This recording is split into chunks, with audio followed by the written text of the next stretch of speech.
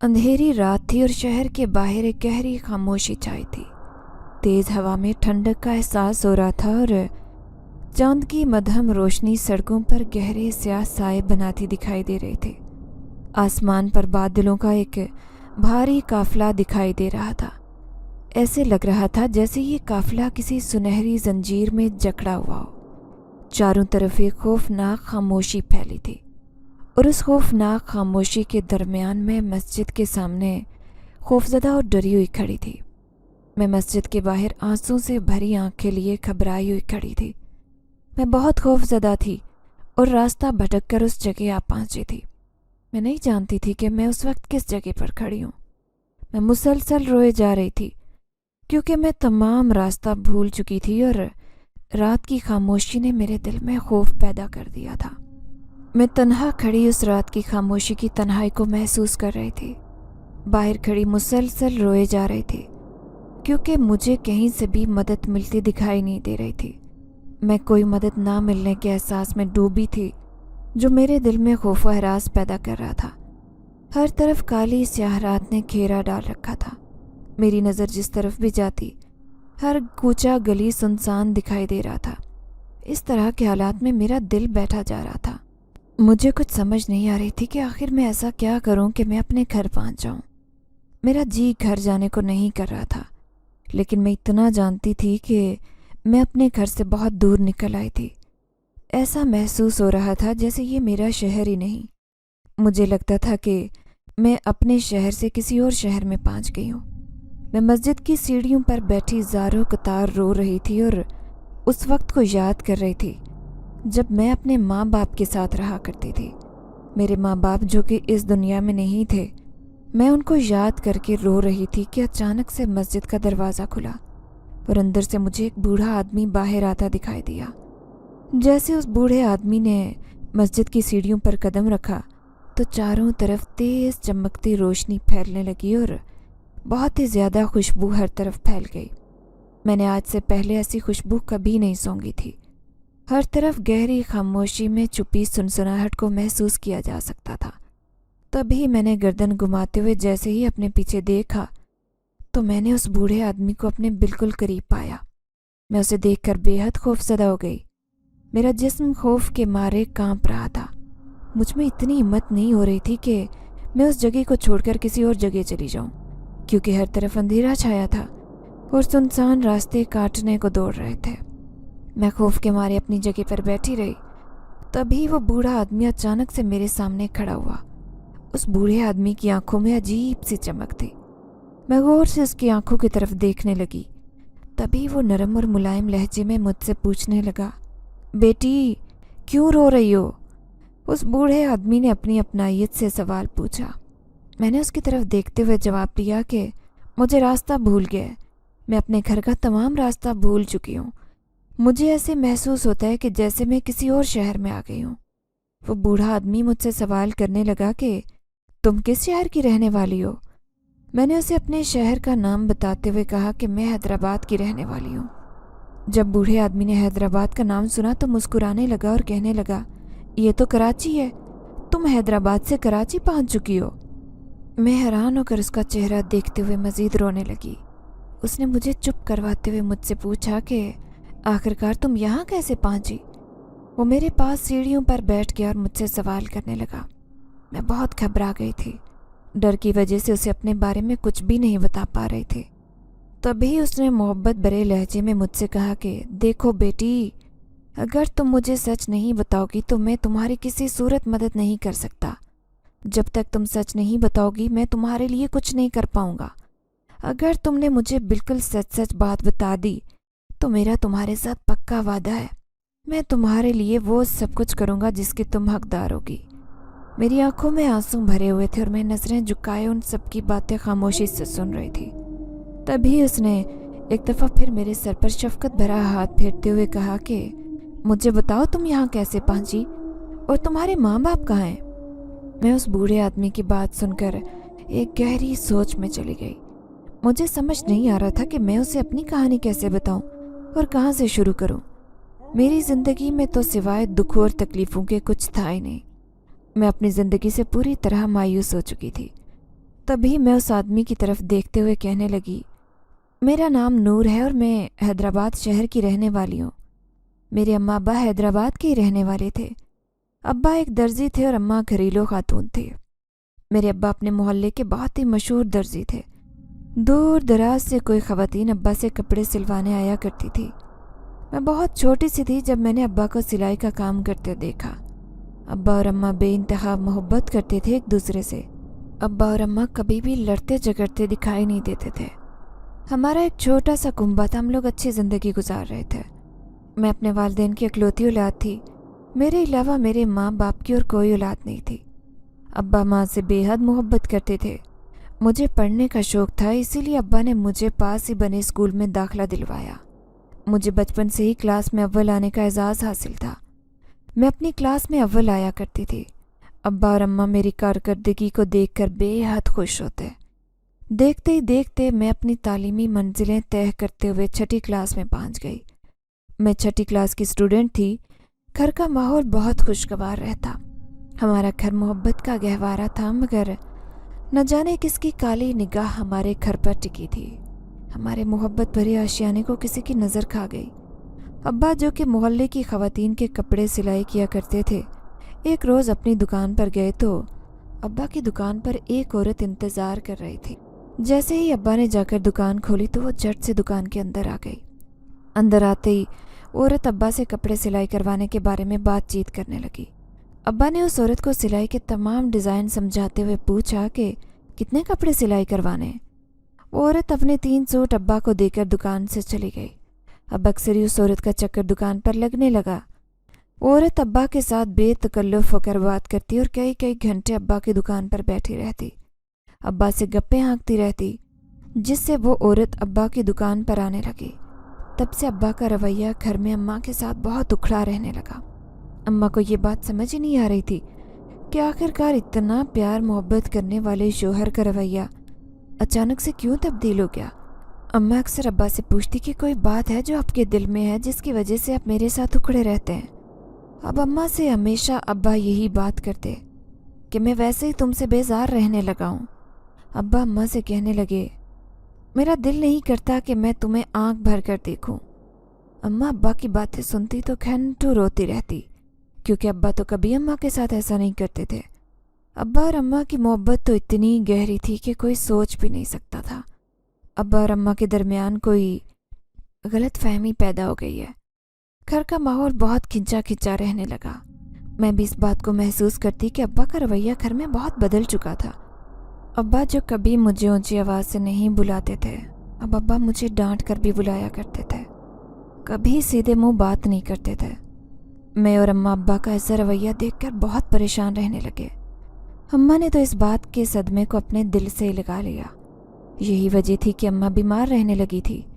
अम्मा रोज़ की लड़ाई और परेशानी से तंग आ चुकी थी, और ये सब बात अम्मा ने अपने दिलो दिमाग पर सवार कर रखी थी। मैं अम्मा की ऐसी हालत देखती तो मुझे अब्बा पर बहुत गुस्सा आता। मैं अक्सर अब्बा से कहती कि आपकी वजह से मेरी माँ बिस्तर पर पड़ गई है। मेरी माँ ने आपके बुरे रवैये को अपने दिलो दिमाग पर सवार कर रखा है। आप तो अपनी इतनी मोहब्बत करते थे, अचानक से आपको ऐसा क्या हो गया कि आप अम्मा के साथ ऐसा सलूक करने लगे। अब्बा मेरी बात कभी कभार तो खामोशी से सुनते रहते तो कभी बुरी तरह से मुझे डांट देते। मेरी माँ अपने दुख और बेबसी के साथ लड़ते लड़ते एक दिन इस दुनिया से चल बसी। अब्बा को ज़रा बराबर भी अम्मा के जाने का दुख नहीं था। मेरे सर से माँ का साया उठ गया और अब मैं तन्हा इस घर में रह रही थी, जिस घर में मेरी खुशियों का कातिल भी रह रहा था। मेरा बाप, जिसने मेरी सारी खुशियाँ मुझसे छीन ली थी, मेरे साथ इसी घर में रह रहा था, और ये मुझे कभी गवारा नहीं था। मेरा कोई और ठिकाना नहीं था, इसीलिए मजबूरन मुझे उस इंसान के साथ रहना पड़ा जो मेरी माँ का कातिल था। अम्मा के बगैर जीना मुश्किल हो गया था। मोहल्ले में रहती मेरी एक सहेली जो मेरी हालत से अच्छी तरह वाकिफ़ थी और घर के हालात से भी अच्छी तरह से वाकिफ़ थी। मेरी सहेली नादिया रोज़ाना मेरी खबरगिरी लेने के लिए मेरे घर आ जाया करती। एक दिन मैं और नादिया इकट्ठे बैठे हुए थे कि अब्बा अचानक से घर आ गए। अब्बा ने नादिया को मेरे पास देखा तो उसे बहुत बुरा भला कहा और डांट कर उसे घर से निकाल दिया। मुझे समझ नहीं आ रही थी कि नादिया वही लड़की है जो पहले आया करती थी। तो अब्बा उसके सर पर प्यार देते नहीं थकते थे, लेकिन अब अब्बा मोहल्ले वालों के साथ भी रवैया बदल चुके थे। मेरे लाख समझाने पर भी अब्बा ने जब नादिया को घर पर न रुकने दिया तो मुझे बेहद गुस्सा आया। गुस्से में भी नादिया के पीछे पीछे निकलने लगी।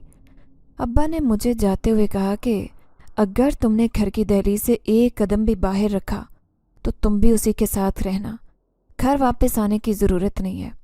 मैं अपने बाप को कभी भी जवाब नहीं देती थी, लेकिन उस दिन मेरी बर्दाश्त की हद ख़त्म हो चुकी थी। मैंने पलटकर अपने बाप को कहा कि नहीं आऊँगी, कभी वापस नहीं आऊँगी। मैं खुद भी ऐसे घर में नहीं रहना चाहती जहाँ मेरी माँ का गुनहगार रहता हो। अब्बा ने मेरे मुंह से ये अल्फाज सुने तो बेहद गुस्से में आ गए और मुझे कहने लगे कि ज़ुबान चलाती हो। अब्बा ने मेरे बालों से घसीटते हुए मुझे बिस्तर पर ला फेंका और मुझसे कहने लगे टांगे तोड़ कर रख दूंगा अगर घर से बाहर एक कदम भी रखा तो। नादिया ये सब माजरा देख रही थी। नादिया उस वक्त वहाँ से खामोशी से निकल गई, लेकिन जैसे ही शाम हुई उसने अब्बा को घर से बाहर निकलते देखा तो खामोशी से मेरे पास आ गई और मुझे कहने लगी तुम्हें पता है तुम्हारे बाप का इतना दिमाग किसने ख़राब किया है? मैंने रोते हुए नादिया से कहा कि हमारा तो कोई दुश्मन है ही नहीं, अब्बा खुद ही पागल हो चुके हैं, उनका दिमाग किसी ने क्या ख़राब करना है। नादिया हैरत भरी आंखों से मेरी तरफ देखने लगी और कहने लगी क्या तुम्हें वाकई नहीं मालूम कि तुम्हारे अब्बा का बाहर बाजार में क्या सीन चल रहा है? मैं हैरान होकर उसके चेहरे की तरफ देखने लगी और कहा कि नहीं, ऐसी क्या बात होगी जो तुम ऐसे कह रही हो? नादिया मुझे हौसला देते हुए कहने लगी कि तुम्हारी अम्मा को सब बात का पता था, क्या तुम्हारी अम्मा ने भी कभी तुमसे जिक्र नहीं किया? मैंने ना में सर हिलाते हुए नादिया से पूछा कि आखिर क्या हुआ है, मुझे कुछ बताओगी या सिर्फ पहेलियां ही बुझवाती रहोगी? नादिया ने मुझे बताया कि पिछली गली में रहती है कवारा औरत के बारे में शायद तुमने अपनी माँ से कोई जिक्र सुना हो। तुम्हारे अब्बा उसी के पास जाते हैं और उसी की वजह से तुम्हारी अम्मा के साथ इस तरह का रवैया था। मैंने जब नादिया की बात सुनी तो मेरे पैरों तले से ज़मीन निकल गई। मुझे कुछ समझ नहीं आ रहा था कि मैं क्या करूं। अपनी माँ के बारे में सोचकर बेतहाशा तकलीफ़ महसूस हो रही थी। अम्मा ने भी कभी इस बात का जिक्र नहीं किया था। इतना बड़ा दुख अम्मा अपने दिल में छुपाई इस दुनिया से चली गई। मुझे नादिया ने बताया कि तुम्हारे अब्बा उसके साथ शादी करने वाले हैं और यही वजह है कि तुम्हारे अब्बा ने घर में इस कदर अपना रवैया ख़राब रखा हुआ था। तुम्हारे अब्बा तुम्हारी अम्मा से दूसरी शादी के लिए इजाज़त मांगते थे, जो कि तुम्हारी अम्मा ने नहीं दी। यही वजह है कि तुम्हारे अब्बा तुम्हारे साथ भी गलत रवैया इख्तियार किए हुए हैं। मेरी आंखों से आंसू जारी थे। मुझे अपना दुख बहुत बड़ा लगने लगा।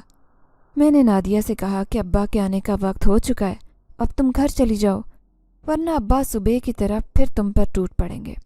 नादिया मुझे हौसला और तसल्ली देते हुए अपने घर जा चुकी थी और मैं बेसब्री से अपने बाप का इंतज़ार कर रही थी। मेरा खून खोल रहा था। मेरा जी चाह रहा था कि मेरा बाप सामने हो और मैं उसका गिरेबान पकड़कर उससे अपनी माँ के साथ किए गए जुल्म का बदला लूँ। मैं बहुत गुस्से में अपने सहन के चक्कर लगा रही थी। मुझे कहीं सुकून नहीं मिल रहा था। मुझे सिर्फ इंतज़ार था तो अब्बा के घर वापस आने का। अब्बा के जुल्म यहीं पर ख़त्म नहीं हुए थे। अब्बा ने एक दिन अचानक मेरे सर पर एक ऐसे रिश्ते को लाकर मुसल्लत किया जिसके बारे में मैंने सोचा भी नहीं था। जैसे ही घर का दरवाज़ा खटखटाया गया तो मैं समझ गई कि ये अब्बा ही हैं। मैंने फ़ौरन से पहले जाकर दरवाज़ा खोला तो मेरी आंखें पथरा कर रह गई, क्योंकि अब्बा अकेले घर में नहीं आए थे। अब्बा उस बला को भी अपने साथ लेकर आए थे जिसकी वजह से हमारे घर की खुशियाँ तबाह हुई थी। जैसे ही मैंने दरवाज़ा खोला, अब्बा मुझे पीछे हटाते हुए उस औरत का हाथ थामते हुए उस घर के अंदर आने लगे और मुझसे आकर कहने लगे कि ये तुम्हारी माँ है। मैं उम्मीद करता हूँ कि जैसे तुम अपनी माँ की इज़्ज़त और ख़िदमत करती थी, उसकी भी इज़्ज़त और ख़िदमत ऐसे ही करोगी। मेरी आंखों में आंसू भर आए थे। मैं आंसू भरी आंखों के साथ अब्बा को देख रही थी और दिल ही दिल में ये सवाल कर रही थी कि अच्छा, ये थी वो आपकी मोहब्बत जिसकी खातिर आपने मेरी माँ पर बेइंतहा जुल्म ढाए। मेरी ज़ुबान मेरा साथ नहीं दे रही थी। मेरी आवाज़ हलक में कहीं दब कर रह गई थी। लगातार मेरी आंखों से आंसू बह रहे थे। अब्बा मुझे नसीहतें करते हुए उसका हाथ थामे कमरे की तरफ जाने लगे और मुझसे कहने लगे कि अपनी माँ के लिए खाना गर्म करके ले आओ। मुझे और तुम्हारी माँ को भूख लगी है, जल्दी जाओ खाना लेकर आओ। میں کٹپتلی بنی ابا کا حکم ایسے مان رہی تھی جیسے ان کا سلوک میرے ساتھ بہت اچھا رہا ہو۔ میرے دماغ میں سوچے کئی جم کر رہ گئی تھی۔ مجھے کچھ سمجھ نہیں آ رہا تھا، ایسا لگ رہا تھا کہ جیسے میری زندگی بھی بس ختم ہونے کو آ گئی ہے۔ مجھے اپنی ماں کی بے حد یاد ستا رہی تھی۔ میں اپنی ماں کے صبر پر بے انتہا آنسو بہا رہی تھی اور دل ہی دل میں اپنی ماں کے ساتھ گلہ کر رہی تھی کہ کاش آپ نے یہ ساری حقیقت مجھے پہلے بیان کر دی ہوتی تو شاید آپ میرے ساتھ ہوتی آج۔ میں کبھی بھی آپ کی تکلیف برداشت نہیں کرتی، آپ کو لے کر کہیں اور چلی جاتی، لیکن ابا کو اپنے کیے کی سزا ضرور دلواتی۔ اب میں اکیلی جان دو دشمنوں سے کیسے جنگ لڑوں گی؟ میں اماں سے گلے کر رہی تھی کہ تبھی میرے کانوں میں پھر سے آواز پڑی، اور اس دفعہ یہ آواز بہت زوردار تھی۔ ایسا لگ رہا تھا کہ پورا گھر کسی نے سر پر اٹھا لیا ہو۔ جیسے ہی میں نے کچن سے نکل کر دیکھا تو وہ عورت جسے اب میں ماں کا درجہ دے رہی تھی بہت کرخت لہجے میں مجھ سے کہہ رہی تھی کہ کیا تمہیں ایسا نہیں ہوا کہ تمہارے باپ نے کیا کہا ہے؟ کیا میں بھوک لگی ہے، جلدی سے کھانا لے کر کمرے میں پہنچو۔ آج اس کا ہمارے گھر میں پہلا دن تھا اور اس کا لہجہ ایسے تھا جیسے وہ نہ جانے صدیوں سے اس گھر کی مالکن ہو۔ مجھے اپنے ماں کی جگہ پر وہ بالکل برداشت نہیں ہو رہی تھی۔ میں اس بوڑھے آدمی کو اپنی کہانی سناتے ہوئے بے انتہا رو رہی تھی۔ تبھی اس بوڑھے آدمی نے میرے سر پر شفقت بھرا ہاتھ رکھتے ہوئے کہا، رو مت بیٹی۔ آگے کیا ہوا؟ بوڑھا آدمی میری کہانی سننے کے لیے بے تاب تھا۔ وہ جیسے جیسے میری کہانی سن رہا تھا اس کی آنکھیں نم ہوتی دکھائی دے رہی تھی۔ میں پھر سے بوڑھے آدمی کو بتانے لگی کہ اس عورت نے میرا کیا حال کیا تھا۔ روز گھر میں ایک نیا تماشا لگا ہوتا، روز ابا کے جانے سے پہلے اور ابا کے آنے کے بعد وہ مجھ سے جھگڑا کرتی۔ وہ ابا کو یہی دکھانا چاہتی تھی کہ میں نے اس کی زندگی عذاب بنا دی ہے۔ روز روز کی لڑائی جھگڑوں سے میں تنگ آ گئی۔ میری خاموشی بھی اس سے برداشت نہیں ہوتی۔ پہلے تو اپنی زبان کے تیر چلاتی، پھر جب اس نے محسوس کیا کہ میں اس کی کسی بات کا جواب نہیں دیتی اور لڑائی کا حصہ نہیں بنتی تو اس نے میرے ساتھ ہاتھ چلانے شروع کر دیے۔ وہ بلا ناغہ مجھے مارتی پیٹتی اور میں خاموشی سے اس کی مار برداشت کیا کرتی۔ وہ خود مارنے کے بعد ابا سے بھی مجھے مار پڑواتی۔ ایک دن میں کچھ سودا لینے کے لیے دکان پر گئی تو میں دکان پر جانے کے بجائے نادیہ کے گھر چلی گئی۔ میں نادیہ کے گلے لگ کر بے انتہا روئی۔ میں نے اپنے دل کا بوجھ نادیہ کے ساتھ بیٹھ کر ہلکا کیا۔ پورے محلے نے سوچا کہ اب وہ ابا کو سمجھائیں۔ سارا محلہ گٹھا ہو کر ایک دن ہمارے گھر آ گیا اور ابا کو نصیحتیں کرنے لگا، لیکن ابا کو کسی بات کی سمجھ نہیں آتی۔ ابا نے سب کو برا بلا کہہ کر گھر سے نکال دیا۔ سب لوگ میرے سر پر پیار دیتے اور کہتے کہ صبر کرو بیٹی، اللہ سے دعا کرو، اللہ تمہاری مشکلیں آسان کرے گا۔ سب لوگ یہ کہتے ہوئے گھر سے جانے لگے تھے۔ بس ابا سب سے منہ پھیر کر ایک طرف غصے سے کھڑے تھے کہ تبھی اس گھٹیا عورت نے ابا سے کہا کہ یہ سب تمہاری بیٹی نور کا کیا دھرا ہے، یہی گھروں میں جا جا کر سب کے پاس رونا روتی ہے، ہمارے اوپر طرح طرح کے الزام لگاتی ہے۔ بھلا بندہ پوچھے ہم نے اس کی جان عذاب بنا رکھی ہے کیا، یہ جو جگہ جگہ جا کر رونا روتی ہے؟ ابا نے اس عورت کی بات سنی تو مجھ سے تحقیق کیے بغیر مجھ پر برس پڑے۔ لوہے کا راڈ اٹھا کر ابا نے میری بہت پٹائی کی۔ مجھے اس قدر مارا کہ میں چیختی چلاتی رہی، لیکن میری کسی بات پر ابا نے یقین نہیں کیا۔ محلے والے سبھی جا چکے تھے، کوئی میری مدد لینے کے لیے نہیں آیا، کیونکہ سب جانتے تھے کہ ابا اس وقت حیوان کا روپ اختیار کر چکے ہیں۔ میں روئے جا رہی تھی اور ابا سے کہہ رہی تھی مجھے بہت تکلیف ہو رہی ہے، خدا را میرے اوپر رحم کریں، مجھے معاف کر دیں، میں نے ایسا کوئی گناہ نہیں کیا جس کی مجھے سزا دے رہے ہیں۔ لیکن ابا کے ہاتھ تب تک نہیں رکے جب تک ابا تھک نہیں گئے۔ میرا پورا جسم زخموں سے بھر چکا تھا۔ کئی دن میں بستر سے اٹھ نہیں سکی۔ میں نے دل میں تہیہ کر لیا کہ جیسے ہی چلنے پھرنے کے قابل ہوں گی تو میں یہ گھر چھوڑ کر کہیں دور چلی جاؤں گی۔ میں ایسے باپ کے ساتھ کبھی زندگی نہیں گزاروں گی جسے بیٹی سے زیادہ اوروں کی باتوں پر یقین ہے، جسے اپنی بیٹی کی ذرہ برابر فکر نہیں۔ میں دل میں سوچ رہی تھی کہ میری ماں تو کسی اور کی بیٹی تھی، اس لیے ابا کو ان کا احساس نہیں ہوا، لیکن میں تو ان کا اپنا خون ہوں، ابا کو میرا بھی کوئی احساس نہیں۔ ابا کو اپنی اولاد سے بڑھ کر غیر لوگ تھے۔ میں دن رات اپنے ٹھیک ہونے کا انتظار کرنے لگی۔ پھر ایک دن میں چلنے پھرنے کے قابل ہوئی۔ ابا اور ان کی بیوی شاپنگ کرنے کے لیے گھر سے باہر گئے۔ मैंने मौका पाकर घर का दरवाज़ा खोला और घर से निकल आई। मैं रोती आंखों में आंसू भरे न जाने कहाँ से कहाँ निकलती चली गई। फिर मुझे एक रिक्शे वाला मिला जिसने मुझे अपने रिक्शे में बिठाकर पूछा कि कहाँ जाना है। मैंने उसे यही जवाब दिया कि मुझे किसी दारुल अमान में पहुँचा दो। तो वो रिक्शे वाला मुझे यहाँ छोड़ गया। लेकिन जब मैंने अपने इर्द गिर्द महसूस किया कि यहाँ पर कोई भी दारुल अमान नहीं है तो मैं चलते चलते इस तरफ निकल आई। रात काफ़ी गहरी हो चुकी थी, इसलिए मुझे बहुत खौफ आ रहा था। तभी मैंने मस्जिद देखी और मैं हौसला करते हुए मस्जिद की तरफ आने लगी और घर में मस्जिद की सीढ़ियों पर बैठ गई। मुझे बहुत घबराहट हो रही थी। तभी आपने मस्जिद का दरवाज़ा खोला और एक फरिश्ते की तरह मेरे सामने हाजिर हो गए। मैं उस बूढ़े आदमी से बातें करके बहुत सुकून महसूस कर रही थी। उस बूढ़े आदमी ने मेरे आंसू साफ करते हुए मुझे तसल्ली दी और मुझसे कहा कि आज से तुम यतीम या मिस्कीन नहीं हो, आज से तुम मेरी बेटी हो और ये बात हमेशा याद रखना कि तुम इस दुनिया में अकेली नहीं हो। वो बूढ़ा आदमी मेरे गम में बेहद गमगीन हो चुका था। मुझे उसमें अपनायत महसूस होने लगी। मैं उसके साथ जाना बेहतर समझ रही थी क्योंकि आधी रात में एक अनजान शहर में मैं कहाँ जाती, इसीलिए मैंने उस बूढ़े के साथ जाना बेहतर महसूस किया। उस बूढ़े आदमी ने मेरा हाथ थामा और मुझे कहने लगा, चलो मेरे साथ। वो मुझे अपने साथ घर ले गया। मैंने अपने दुख और बेबसी को खोलकर बयान कर दिया। शायद यही वजह थी कि वो मेरे गम को, मेरी तकलीफ़ को महसूस कर रहा था। उस बूढ़े आदमी ने बताया कि मैं इस मस्जिद का इमाम हूँ जिस मस्जिद की सीढ़ियों पर तुम बैठी थी। जैसे ही उस बूढ़े इमाम ने मुझसे कहा कि मेरे साथ चलो, तो मैं उसका कहा मानते उसके साथ चलने लगी। मैं नहीं जानती थी कि मैं ठीक कर रही हूँ या गलत। बस इतना जानती थी कि मेरी ज़िंदगी इस घर में जहन्नुम की तरह थी और मैं वापस उस जहन्नुम में नहीं जाना चाहती थी। मैं उस बूढ़े इमाम के साथ उसके घर की जानिब चल रही थी। जैसे ही मैंने उसके घर की दहलीज पर कदम रखा तो मेरे दिल की धड़कनें तेज़ हो गई। अचानक से तेज़ चलती हवा में अजीब व गरीब आवाज़ें गूंजने लगी। एक पल के लिए तो मेरे दिल की धड़कन किसी ट्रेन के इंजन की तरह दौड़ने लगी। मैं बहुत घबरा गई। तभी मैंने इमाम साहब की तरफ निगाहें उठाकर देखा। उन्होंने मेरी घबराहट को महसूस कर लिया था क्योंकि मेरे चेहरे पर खौफ साफ दिखाई दे रहा था। उन्होंने मेरे सर पर हाथ फेरते हुए कहा कि परेशान मत हो, मैं तुम्हारे साथ हूँ। यहाँ जो कुछ भी होगा उसे खामोशी से देखते जाना और बर्दाश्त करते जाना। अगर तुमने ये मरहला बर्दाश्त कर लिया तो समझो कि तुमने ज़िंदगी की हर जंग जीत ली। तुम्हारी ज़िंदगी में सिवाय खुशियों के कोई गम बाकी नहीं रहेगा।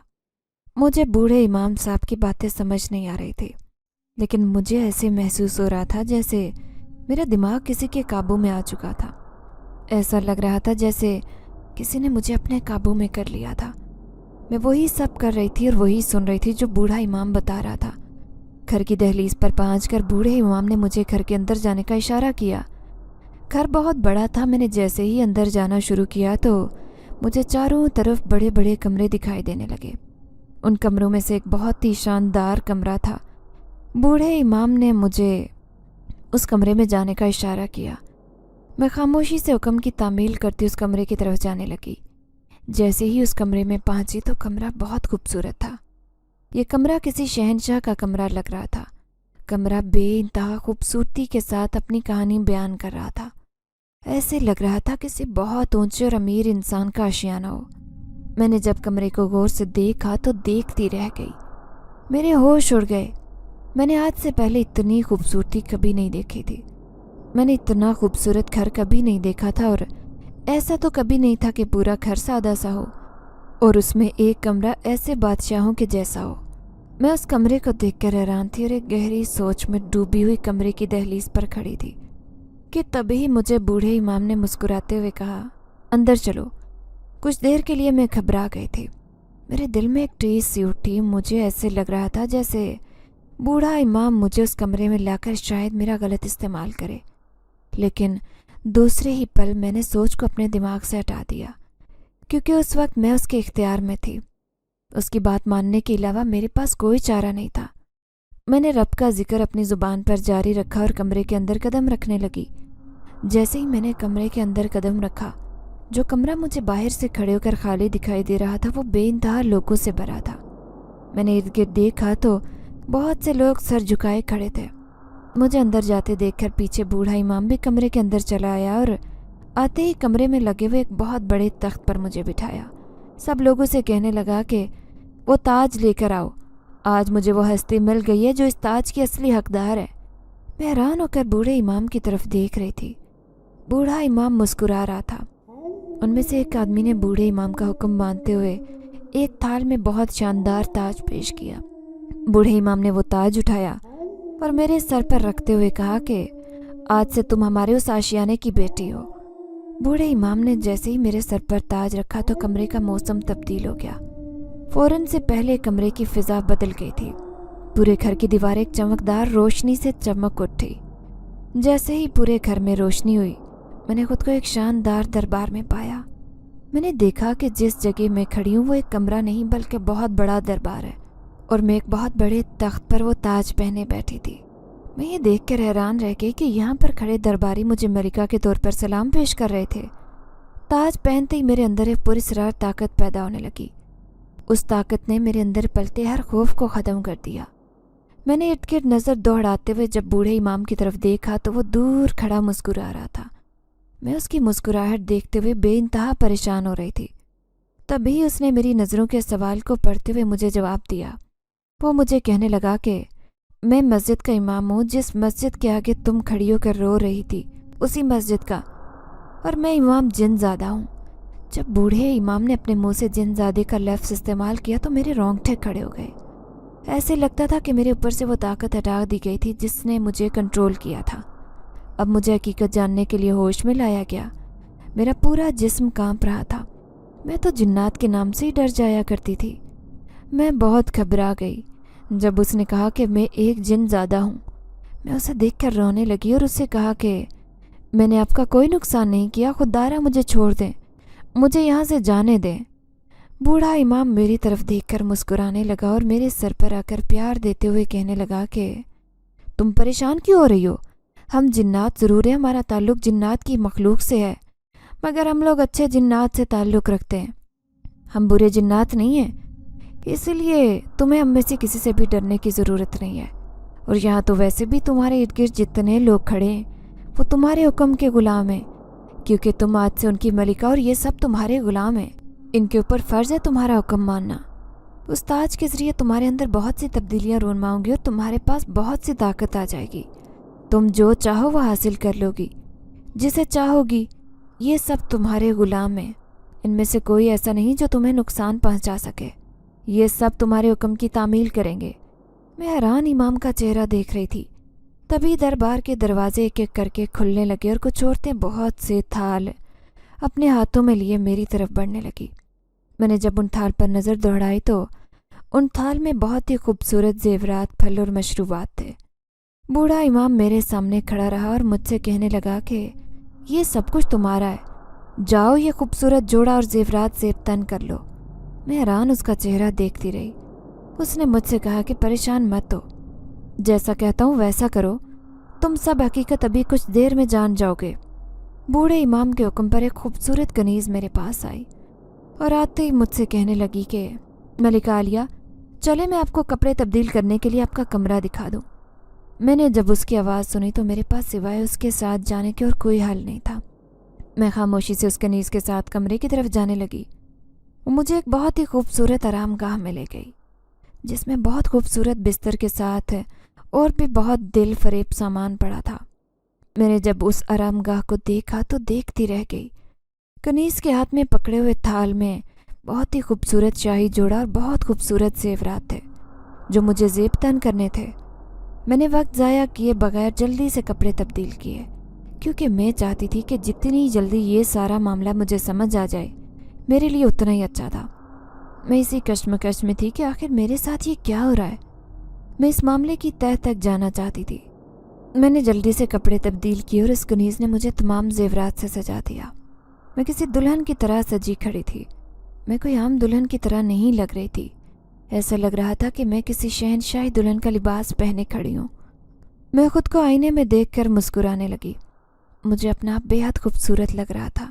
آج ایسا لگتا تھا کہ جیسے کسی نے میری سادگی کو خوبصورتی سے نکھار دیا تھا۔ مجھے خود پر یقین نہیں آ رہا تھا کہ یہ میں ہی ہوں۔ खुद को देखकर मैं हैरान थी और खुद पर प्यार भी आ रहा था। तभी आरामगाह का दरवाज़ा किसी ने खटखटाया। जैसे ही दरवाज़ा खोला तो बाहर एक और कनीज़ खड़ी थी जो मुझे मुखातिब करते हुए कहने लगी, मलिका आलिया, जल्दी से दरबार में तशरीफ़ लाएं, आपका बेसब्री से इंतज़ार हो रहा है। मेरे अंदर जो एक मिनट के लिए खुशी आई थी वो फिर से थम गई, क्योंकि मैं नहीं जानती थी कि आगे मेरे साथ क्या होने वाला है। मैं खामोशी से दोनों कनीज़ों के साथ दरबार की तरफ जाने लगी। मैंने निगाहें झुका रखी थी और दिल की धड़कनें तेज़ थी।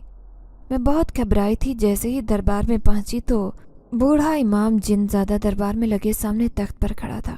मैं तख्त पर जाकर बूढ़े इमाम जिनज़ादे के साथ खड़ी हो गई। तभी उसने मुस्कुराते हुए मुझे दोबारा से ताज पहनाया और मुझसे कहने लगा, ये ताज तुम्हारी असली हकीकत को जाहिर करता है। ये ताज ही तुम्हारी असल तकदीर है। बूढ़ा इमाम जिनज़ादा मुझसे कहने लगा कि तुमने अल्लाह की दी हुई आजमाइशों को बर्दाश्त किया और आज जो मुकाम तुम्हें हासिल हुआ है, ये मुकाम तुम्हारी बर्दाश्त और सब्र का सिला है। बूढ़ा इमाम जिनज़ादा मुझसे बेहद मोहब्बत का इज़हार कर रहा था। वो मुझसे कहने लगा, आज से तुम मेरी बेटी हो और इस दरबार की मलिका हो। मुझे ये बात समझ नहीं आ रही थी। तभी दरबार का दरवाज़ा खुला और सामने बहुत खूबसूरत नौजवान शाही लिबास पहने खड़ा था। वो मुझे देखकर मुस्कुरा रहा था और मुझे देखते हुए दरबार के अंदर आने लगा। जैसे ही उसने दरबार में कदम रखा तो हर तरफ खड़े दरबारियों से बादशाह आलम कहकर सलाम पेश करने लगे। मैं समझ गई कि ये कोई आम नहीं बल्कि इसी दरबार का बादशाह है। जैसे ही बादशाह दरबार के अंदर चलता आ रहा था, दरबार में एक दफ़ा फिर से मौसम तब्दील होने लगा। तेज़ हवा के साथ ठंड की एक लहर उस पूरे दरबार में दौड़ रही थी। हर तरफ तेज़ खुशबू फैल चुकी थी और एक दफ़ा फिर से दरबार तेज़ चमकदार रोशनी से चमक उठा। एक गहरी रोशनी हर तरफ फैलने लगी। मेरा दिल फिर से घबराने लगा, क्योंकि मुझे इस तरह का माहौल खौफजदा कर देता था। मैंने घबराते हुए जैसे ही बूढ़े इमाम की तरफ देखा तो वो मुस्कुरा रहा था और मेरे सर पर शफकत से हाथ रखते हुए कहने लगा कि ये जो सामने से चलता हुआ आ रहा है, ये मेरा बेटा है और मैं इस शाही दरबार का शहंशाह हूँ और ये उसी शाही दरबार का बादशाह है। यहाँ पर खड़ी सारी जिन्नात की मखलूक है और ये बादशाह भी एक जिनज़ादा है। मैं उस बूढ़े इमाम की बातें सुनकर हैरान हो रही थी। वो सब बातें मुझसे इस तरह कह रहा था जैसे ये कोई आम सी बात हो, लेकिन मेरे लिए ये बहुत अजीब थी कि मैं अकेली इंसानी मखलूक इतने ज़्यादा जिन्नात में खड़ी थी।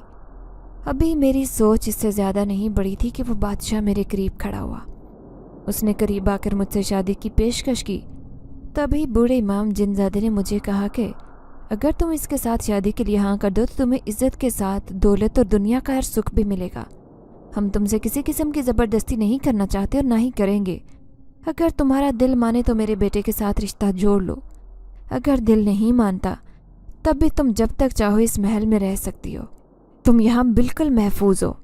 तुम्हें किसी किस्म का डर अपने दिल में पालने की ज़रूरत नहीं है।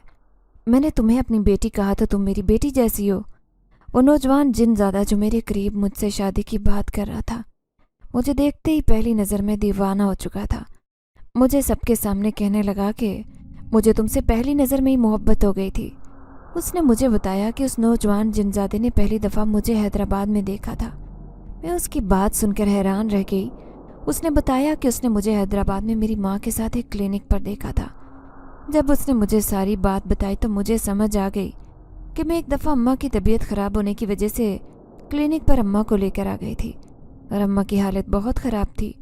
तब मुझे एक नौजवान खूबसूरत लड़के ने सहारा देकर अम्मा को डॉक्टर के केबिन में बिठाया था। उसने बताया था कि वो खूबसूरत नौजवान लड़का मैं ही था। उस लड़के ने क्लिनिक पर मेरी बहुत मदद की थी और दोबारा वो लड़का मुझे कभी दिखाई नहीं दिया। नौजवान खूबसूरत जिनज़ादा बताने लगा कि उस वक्त मैंने ही तुम्हारी मदद की थी और तब से मैं तुम्हें चाहता हूँ और आज अगर तुम इस जगह पर हो तो वो भी मेरी वजह से हो। मैं बहुत हैरान थी और परेशान भी। मैंने उससे पूछा कि क्या मतलब आज जिस जगह पर हूँ सिर्फ तुम्हारी वजह से हूँ। उसने बताया कि जब तुम रोती हुई अपने घर से निकली तो तुम्हें हैदराबाद से कराची पहुँचाने वाला रिक्शा ड्राइवर मैं ही था। मैंने जब उसके चेहरे पर गौर किया तो मैं समझ गई कि मुझे यहाँ तक लाने वाला यही जिनज़ादा है। मैंने मुस्कुराते हुए उसकी तरफ देखा और कहा कि तुम अपनी मोहब्बत की खातिर मुझे यहाँ तक ले आए, ये सब बातें मुझे पहले क्यों नहीं बताई। खूबसूरत जिनज़ादा कहने लगा कि اگر میں یہ سب کچھ پہلے بتا دیتا تو شاید تم میری اصلیت جان کر کبھی میرے ساتھ یہاں رہنے پر رضامند نہ ہوتے۔ آج بھی فیصلہ تمہارا ہے۔ اگر تم چاہو تو یہاں رک سکتی ہو، اگر تمہارا دل نہیں مانتا تو تم جب تک چاہو یہاں رہ سکتی ہو، پھر جب تم کہو گی میں تمہاری منزل تک تمہیں پہنچا دوں گا۔ تبھی ایک عورت نے آواز دی، ارتضیٰ کہاں ہو تم؟ ارتضیٰ اس نوجوان جن زادے کا نام تھا۔ ارتضیٰ نے جیسے ہی وہ آواز سنی تو مجھ سے کہنے لگا کہ یہ میری ماں ہے جسے میری شادی دیکھنے کا بہت ارمان ہے۔ ارتضیٰ کی ماں بھی اس کی طرح خوبصورت تھی۔ اب میں ساری کہانی سمجھ چکی تھی۔ میں نے بغیر کچھ سوچے ارتضیٰ کو شادی کے لیے ہاں کر دی۔ میں جانتی تھی کہ ارتضیٰ سے زیادہ محبت مجھے کوئی نہیں دے سکتا۔ میں نے گہرے احساسات کے ساتھ ارتضیٰ کے دیے ہوئے تاج کو قبول کیا اور دربار میں خوشی اور شان و شوکت کے ساتھ اپنے اس نئے مقام کو خوش آمدید کہا۔ میرے نصیب نے ایک نئی سمت اختیار کر لی تھی۔ میں نے خوشی اور اطمینان کے ساتھ ایک نئی زندگی کا آغاز کرنے کا فیصلہ کیا، جیسے ہر خوفناک رات کے بعد ایک خوبصورت صبح کا آغاز ہوتا ہے، جیسے زندگی میں ہر دکھ کے بعد سکھ جگہ لیتے ہیں۔ میرے لیے بھی ایک ایسی ہی خوفناک رات کے بعد ایک خوبصورت صبح کی امید ہوئی۔ اس طرح میری زندگی کا آغاز ایک خوفناک اور کٹھن لمحے سے شروع ہوا۔ میری تقدیر نے مجھے ایک شاندار اور خوشیوں بھری زندگی عطا کی۔ میں ارتضیٰ سے شادی کرنے کے بعد بہت خوش تھی۔ میں اپنی زندگی کے بہترین لمحات گزار رہی تھی۔ تبھی مجھے ایک دن ابا کا خیال آیا، کیونکہ میں اپنی اماں کے ساتھ کیے گئے ظلموں کو ابھی تک بھلا نہیں پائی تھی۔ اس لیے میں نے ارتضیٰ سے کہا کہ مجھے ایک بار ابا کے گھر لے چلو تاکہ میں ابا کا حال احوال جان سکوں۔ نہ جانے کیوں مجھے ایسے لگتا کہ جیسے ابا کسی گہری مصیبت میں ہیں۔ ارتضیٰ نے کبھی میری کوئی بات نہیں ٹالی تھی۔ ارتضیٰ کی محبت کا لیول ہی کچھ الگ تھا، اور ارتضیٰ مجھے اپنے ساتھ حیدرآباد لے گیا، جہاں جا کر مجھے معلوم ہوا کہ میرے ابا کی حالت بہت خراب ہے۔ میں نادیہ سے ملی۔ مجھے دیکھ کر وہ بے حد خوش ہوئی، اور پورے محلے والوں نے جب مجھے ارتضیٰ کے ساتھ دیکھا تو سب مجھے ارتضیٰ کے ساتھ دیکھ کر خوش ہوئے اور مجھے شادی کی مبارکباد دینے لگے۔ میرا پہناوا اور میری امیری دیکھ کر محلے کا ہر گھر مجھے دعائیں دے رہا تھا اور میرے فیصلے کو بالکل ٹھیک فیصلہ مان رہا تھا۔ مجھے محلے والوں سے ایسی امید نہیں تھی جتنا محلے والوں نے مجھے محبت اور اپنائیت کا احساس دلایا تھا۔ میں نادیہ کے ہمراہ اپنے ابا کے گھر گئی۔ جیسے ہی میں نے دروازہ کھٹکھٹایا تو اندر سے بہت ہی دردناک آواز میرے کانوں میں پڑی۔ میرا دل جیسے پھٹ گیا۔ میں نے دروازے کو ذرا سا دھکا لگایا تو دروازہ کھل گیا۔ میں جیسے ہی گھر کے اندر داخل ہوئی تو میرا باپ بہت عجیب حالت میں بستر پر پڑا تھا۔ پورا بستر الٹی کے ساتھ بھرا تھا۔ ابا کی حالت بہت خراب تھی۔ ایسے لگتا تھا کہ ابا آخری سانسیں گن رہے ہوں۔ جیسے ہی ابا کی نظر مجھ پر پڑی تو ان کی آنکھوں سے آنسو جاری ہو گئے۔ مجھے دیکھ کر خوش ہونے کے ساتھ زاروں قطار رو رہے تھے۔ میری آنکھوں میں بھی آنسو بھر آئے۔ میں اس وقت کو یاد کر کے رو رہی تھی جب ہمارا گھر محبت کا گہوارہ تھا۔ ہر طرف سوائے محبت کے کچھ دکھائی نہیں دیتا تھا۔ میں اماں اور ابا کے ساتھ گزارا ہوا وہ وقت یاد کر رہی تھی اور میری آنکھوں سے آنسو بہہ رہے تھے۔ تبھی ابا کی آواز میرے کانوں میں پڑی۔ ابا کی آواز میں بہت تکلیف تھی، جو مجھ سے کہہ رہے تھے کہ تم کہاں چلی گئی تھی؟ تمہارے جانے کے بعد اس مکار عورت نے میرا وہ حال کیا کہ مجھے بستر پر لا کر پھینکا اور خود مجھے بے یار و مددگار چھوڑ کر میرا سارا روپیہ پیسہ لے کر کسی اور کے ساتھ بھاگ گئی ہے۔ میں نے ابا کی بات سنی تو کچھ وقت کے لیے تو میرے دل کو بہت سکون ملا، کیونکہ میری ماں کے ساتھ بھی یہی سب کچھ کیا گیا تھا۔ اس مکار عورت کی خاطر میری ماں کو ذلیل اور رسوا کیا گیا۔ اس پر اتنے ظلم ڈھائے گئے کہ وہ یہ ظلم برداشت نہیں کر پائی۔ میری ماں کبھی بھی ابا کی محبت کو نفرت کی صورت میں برداشت نہیں کر پاتی تھی۔ یہی وجہ تھی کہ میری ماں بہت جلد میرا ساتھ چھوڑ کر اس دنیا سے چلی گئی۔ میرے دماغ میں ابھی بھی یہی سوال چل رہے تھے کہ میرے پاس کھڑا میرا شوہر میری ہر بات کو محسوس کر رہا تھا۔